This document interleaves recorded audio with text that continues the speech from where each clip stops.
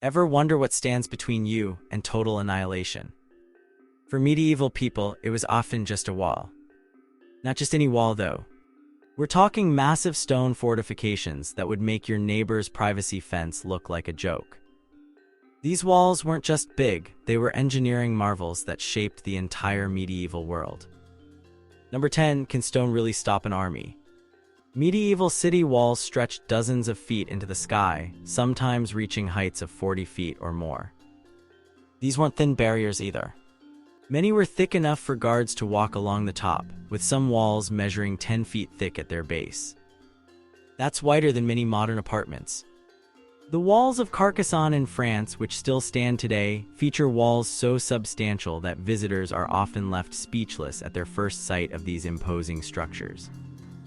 The earliest medieval walls were often simple affairs, basically bigger versions of the wooden palisades that protected smaller settlements. But as warfare evolved, so did fortifications. By the 12th century, stone had become the material of choice for any city serious about defense. Stone couldn't be burned, took ages to tunnel through, and with proper maintenance could last for centuries. Some of the walls built during this period still stand today, silently testifying to the skill of medieval masons. These walls weren't just impressive, they were necessary. Without them, cities were vulnerable to anyone who fancied taking them over. Raiders, rival lords, ambitious kings, and foreign armies all posed threats to medieval urban centers. A good set of walls turned what might have been an easy target into a formidable challenge, often convincing potential attackers to look elsewhere for easier pickings. Number 9. Why did cities become fortresses? Did you know your hometown might once have been a fortress? The medieval period wasn't exactly known for its peace and stability. From the collapse of the Roman Empire until well into the Renaissance, Europe existed in a state of near constant conflict. Small wonder, then, that anyone with something worth protecting eventually built walls around it. Cities had a lot worth protecting. They were centers of trade, craft production, and wealth. They housed valuable religious institutions, seats of government, and concentrated populations. All of these made them tempting targets for anyone looking to gain power or resources quickly. A successful attack on a city could yield more plunder than dozens of raids on rural villages. The political fragmentation of medieval Europe also contributed to the wall-building mania. With power divided among numerous kings, dukes, counts, bishops, and independent city-states, borders were constantly in flux. Your city might be in friendly territory one year and behind enemy lines the next.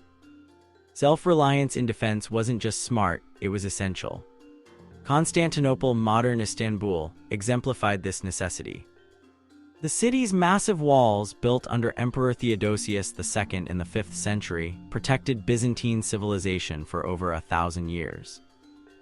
These walls featured a triple line of defenses including a moat, an outer wall, and a massive inner wall punctuated by towers. They successfully repelled countless sieges from various enemies until finally falling to Ottoman forces using massive cannons in 1453. Economic factors played a role too. Walls weren't just defensive structures, they were statements of civic pride and prosperity. An impressive wall signaled to traders and travelers that a city was stable, secure, and worthy of investment. It's no coincidence that many of the most economically successful medieval cities also had the most impressive fortifications. Number 8. How did they build these monsters? Ever seen a construction project drag on for years? Medieval walls took decades, sometimes centuries. The logistics of building city walls were staggering. These weren't weekend projects tackled by enthusiastic volunteers. They required massive resources, specialized knowledge, and tremendous human effort. Financing these enormous projects strained even the wealthiest cities.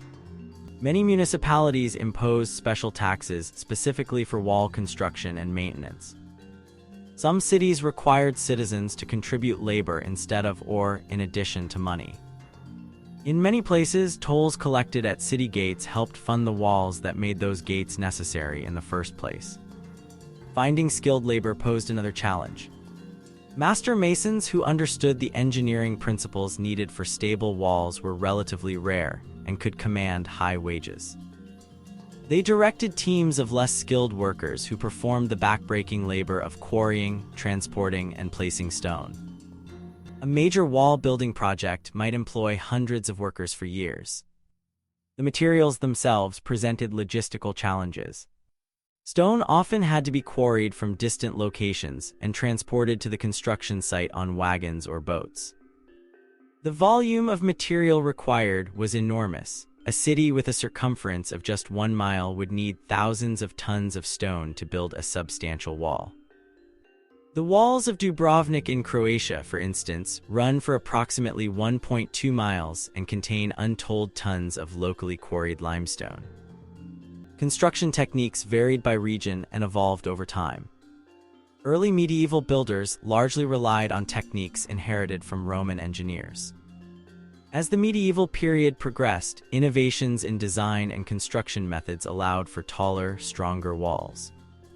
By the late medieval period, walls featured sophisticated elements like machicolations, openings in the floor of wall-top galleries through which defenders could drop objects on attackers, and carefully designed arrow loops that maximized defensive capabilities. Number 7. What made a wall actually work? Have you ever tried to climb a 30-foot vertical surface while someone drops rocks on your head? Medieval wall designers made sure attackers faced exactly this kind of challenge. Effective walls weren't just tall barriers, they were integrated defensive systems with multiple components working together. Height served as the most obvious defensive advantage. Most assault ladders couldn't safely exceed 30 feet, so walls taller than this immediately limited the options available to attackers. The walls of Avila, Spain, for example, reach heights of 40 feet in places, putting them well beyond the reach of simple scaling methods. Thickness mattered just as much as height.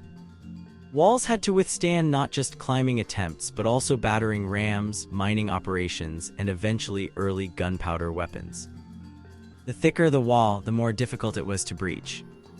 Many walls narrowed as they rose, with a broad base tapering to a fighting platform at the top, maximizing stability while minimizing materials. Towers provided crucial advantages to defenders. Projecting from the wall at regular intervals, towers allowed defenders to fire along the face of the wall, catching attackers in deadly crossfire. They also served as strong points that remained defensible even if a section of wall between them was breached. The walls of Carcassonne feature 53 towers spaced to ensure no approach lies outside the range of defensive fire. Gates represented both necessary vulnerabilities and opportunities for defensive innovation. Since cities needed ways for people and goods to enter and exit, gates couldn't be avoided. To compensate, medieval engineers developed elaborate gate complexes with multiple barriers, tight turns to prevent battering ram use, and deadly murder holes through which defenders could attack anyone who breached the outer defenses. The York City gates in England demonstrate this progression, with multiple chambers, portcullises, and defensive positions.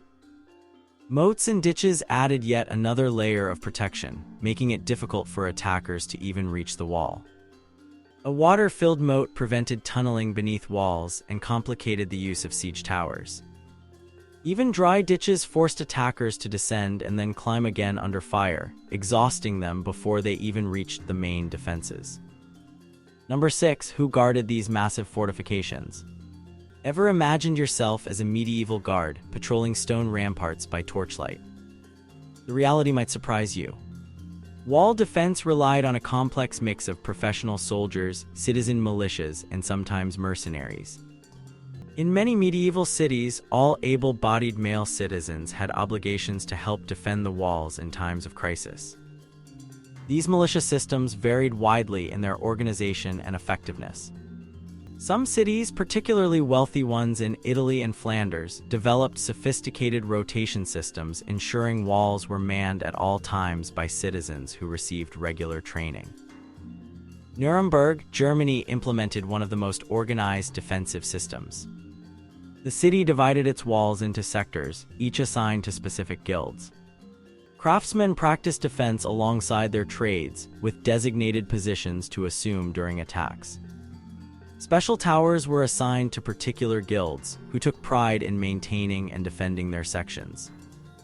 Professional soldiers supplemented these citizen forces, especially in larger cities or those under direct royal control. These men-at-arms brought specialized military training to wall defense, understanding siege tactics and countermeasures. During peacetime, they formed the core of watch systems that controlled access to the city and maintained order. Technology played a role too. Defensive equipment evolved alongside walls themselves. Early medieval defenders relied primarily on rocks, spears, and arrows. By the late medieval period, crossbows had become standard wall weapons, capable of punching through armor at considerable distances. The introduction of gunpowder weapons revolutionized wall defense, with early cannons and hand firearms appearing on walls long before field armies fully adopted them. Daily life for wall guards mixed tedium with moments of high tension. Most days involved simply monitoring who entered and left the city, collecting tolls and maintaining visibility for approaching threats. During sieges, however, these same personnel faced extreme danger, sometimes staying at their posts for weeks or months as attackers tried every method to breach the defenses. Number 5. When did walls fail? Did the strongest walls ever fall? Absolutely. Despite their impressive engineering, medieval walls weren't invincible. When they failed, the consequences could be catastrophic for the cities they protected. Starvation proved a wall's greatest enemy. Even the strongest fortifications couldn't feed the people they protected. Attackers often simply settled in for a blockade, cutting off supply routes and waiting for hunger to do what their weapons couldn't.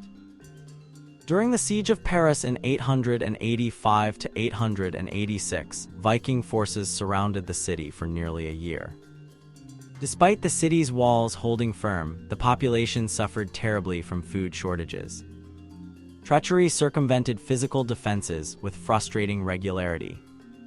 No matter how formidable the walls, a single traitor opening a gate could render them useless. Constantinople's Kirkaporta gate allegedly remained accidentally unlocked during the final Ottoman siege in 1453, providing a crucial entry point that contributed to the city's fall after withstanding attacks for over a millennium.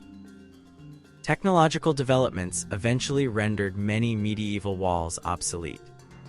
The development of effective siege cannons in the 15th century fundamentally changed the balance between attack and defense. Walls designed to withstand battering rams and scaling ladders couldn't stand up to concentrated artillery bombardment. The Turkish siege of Constantinople demonstrated this shift dramatically, with massive bombards creating breaches that would have been impossible with earlier technology. Sometimes, walls failed simply because they weren't finished or properly maintained. Construction projects spanning generations suffered from inconsistent funding and changing priorities. Florence's ambitious wall circuit, begun in 1284, wasn't completed until the 1330s, leaving the city vulnerable in the interim. Even completed walls required constant maintenance to prevent deterioration that could create vulnerable points. Tactical innovations also undermined wall effectiveness. As defensive technology improved, so did offensive approaches. Mining beneath walls, building siege towers of increasing sophistication, and developing specialized scaling equipment all gave attackers new options. The siege of Chateau Gaillard in 1204 showed how Richard the Lionheart's perfect castle could fall when French forces discovered and exploited a weakness in its concentric defenses. Number 4. How did people live inside walled cities? Can you imagine living in a stone circle smaller than a modern suburb?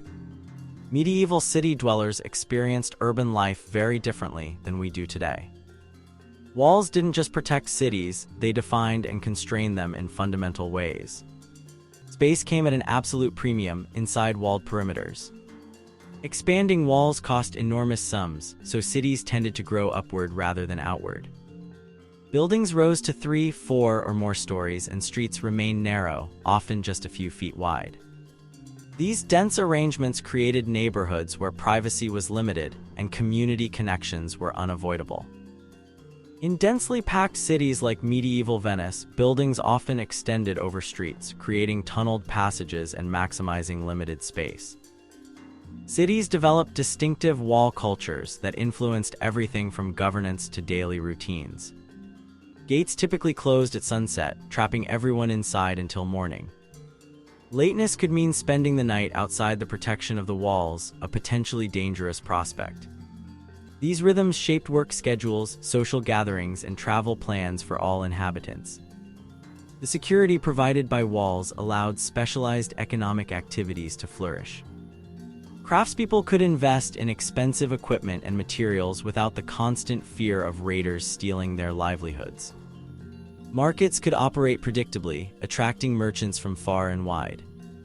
This security contributed to the economic vitality that made many medieval cities wealthy despite their relatively small populations. Bruges in Belgium, protected by extensive water defenses and walls, became one of Europe's wealthiest trading centers precisely because merchants knew their goods would remain safe. Urban planning revolved around walls and their requirements. Main streets typically ran from gates to the city center, with secondary streets forming a web between them. Critical infrastructure, water supplies, granaries, armories received special protection, often located near the secondary defensive positions. In many cities, internal walls subdivided the urban space, creating neighborhoods that could be defended individually if outer defenses failed. Health challenges intensified inside walled perimeters. Dense populations with limited sanitation infrastructure created perfect conditions for disease spread. During the Black Death of the 14th century, walled cities suffered catastrophically once plague entered their gates. The walls that kept human enemies out did nothing to stop rats and fleas carrying deadly bacteria. Number 3. Why did some cities tear down their walls? Have you heard of a city deliberately destroying its own defenses? It happened more often than you might think. By the late medieval and early modern periods, many cities faced difficult decisions about their aging fortifications. Obsolescence drove many wall demolitions. As artillery technology improved, traditional high stone walls became less effective and potentially dangerous. When hit by cannon fire, stone fragments could become deadly projectiles. Military engineers developed new defensive systems featuring lower, thicker walls with angled bastions designed to withstand and return artillery fire. Cities faced the choice of extremely expensive modernization or abandoning their outdated defenses. Urban growth pressured city leaders to remove restrictive walls. As populations expanded and commercial activity increased, the limitations imposed by walled perimeters became economically and socially constraining. Paris provides a perfect example. The city demolished its medieval walls in stages, replacing them with tree-lined boulevards that now form characteristic rings around the city center. What began as defensive necessities transformed into urban amenities. Political changes rendered many walls unnecessary. As nation-states consolidated power and established centralized armies, city-level defenses became less important. Defense responsibilities shifted from individual cities to national governments. The unification of Spain under Ferdinand and Isabella, for instance, reduced the need for every Spanish city to maintain independent defenses against neighboring rivals. Maintenance costs became prohibitive. Even in peacetime, walls required constant upkeep to prevent deterioration. Stone needed repointing, wooden elements required replacement, and drainage systems demanded clearing. As the direct military value of walls decreased, many cities struggled to justify these expenses, leading to neglect and eventual demolition. Some cities found creative new uses for their defensive structures. Barcelona's famous La Rambla Boulevard follows the line of former city walls. Vienna's Ringstrasse, one of the world's most beautiful urban thoroughfares, occupies the space where medieval fortifications once stood. These transformations turned military infrastructure into civic amenities that still define these cities centuries later. Number 2. Which walls still stand today? Did you know you can still walk the ramparts of medieval cities? Despite centuries of urban development, warfare, and changing defensive needs, numerous medieval walls remain remarkably intact. These surviving structures offer tangible connections to our medieval past. Dubrovnik, Croatia boasts one of Europe's most complete medieval wall systems. Visitors can walk the entire 1.2-mile circuit, which completely encloses the old city. From these limestone ramparts, you can gaze out at the same Adriatic Sea that potential medieval attackers would have approached from. The walls, reaching heights of 82 feet in places, protected the wealthy maritime republic for centuries and now serve as one of Croatia's premier tourist attractions. Carcassonne in southern France represents the medieval walled city in its most iconic form. Its famous double ring of walls and 53 towers were extensively restored in the 19th century by Eugene Viollet-le-Duc. While some historians criticize aspects of this restoration as being too idealized, the site nevertheless provides an unparalleled glimpse of how a fully realized medieval defensive system operated. York in England preserves the most complete medieval city walls in the country. Running 2.5 miles, these walls incorporate structures from Roman times through the medieval period and beyond. Most remarkable are the city's gates, or bars, which display the evolution of defensive design across centuries. Monk Bar, the most elaborate gate, contains a working portcullis and multiple chambers that housed gate guards. Avila, Spain features walls so impressive they've earned UNESCO World Heritage status. Constructed in the 11th and 12th centuries, these massive defenses stretch nearly 1.5 miles, incorporating 88 towers and 9 gates. At 12 feet thick and up to 40 feet high, the walls remain much as they were when completed in the medieval period, providing one of the best preserved examples of military architecture from this era. Not all surviving walls stand in Europe. The walls of ancient Xi'an in China, while rebuilt during the Ming Dynasty, 14th–17th centuries, follow the plan of much older Tang Dynasty defenses and represent one of the largest intact wall circuits in the world. Meanwhile, the walls of Jerusalem's Old City, though largely rebuilt by Ottoman Sultan Suleiman the Magnificent in the 16th century, incorporate elements from earlier medieval fortifications and remain a powerful symbol of the city's layered history. Number 1. How do medieval walls shape our world today? Would you believe thousand-year-old walls still influence your life? Even in cities where no physical trace of medieval walls remains, their legacy continues to shape urban landscapes, cultural identities, and even modern tourism. Street patterns in countless European cities still follow the constraints imposed by long-vanished walls. Paris's ring of boulevards, the Grands Boulevards, follows the exact path where medieval walls once stood. London's financial district, the City, corresponds precisely to the boundaries of the medieval walled city. Even American cities founded by European colonists often show the influence of medieval urban planning principles developed in response to wall requirements. Place names preserve wall memories in everyday language. Streets named Wall, Rampart, or variations of Gate typically mark the locations of former defensive structures. New York's famous Wall Street was literally that, the site of a wooden wall built to defend the Dutch settlement of New Amsterdam. Barcelona's Las Ramblas derives from the Arabic word for sandy riverbed, referring to the terrain just outside the former city walls. Tourism economies thrive on surviving fortifications.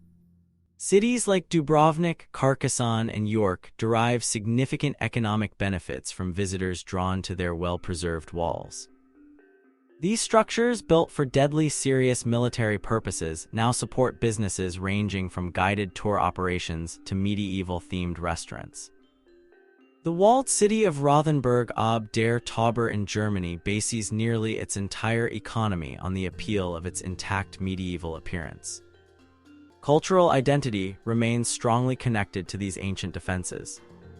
Citizens of many European cities continue to feel strong connections to their walls as symbols of historic independence and civic pride.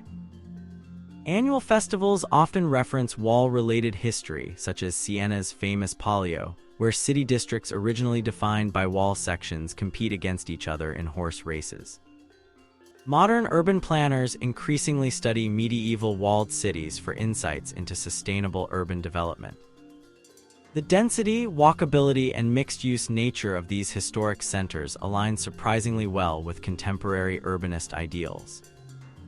As cities worldwide seek alternatives to car-dependent sprawl, the space-efficient designs necessitated by medieval walls offer proven models for human-scaled urban environments. Archaeological discoveries continue to expand our understanding of these defensive systems. Ground-penetrating radar, LiDAR scanning, and other technologies reveal previously unknown sections of walls buried beneath modern cities. Each discovery adds to our knowledge of how medieval people protected their communities and organized their urban spaces. What defensive systems will our descendants inherit from us? Perhaps the medieval emphasis on physical barriers has modern parallels in cybersecurity or counterterrorism infrastructure. While our walls may take different forms, the fundamental human drive to protect communities remains unchanged. Could the physical and social patterns established by medieval walls continue influencing human settlements for another 1,000 years?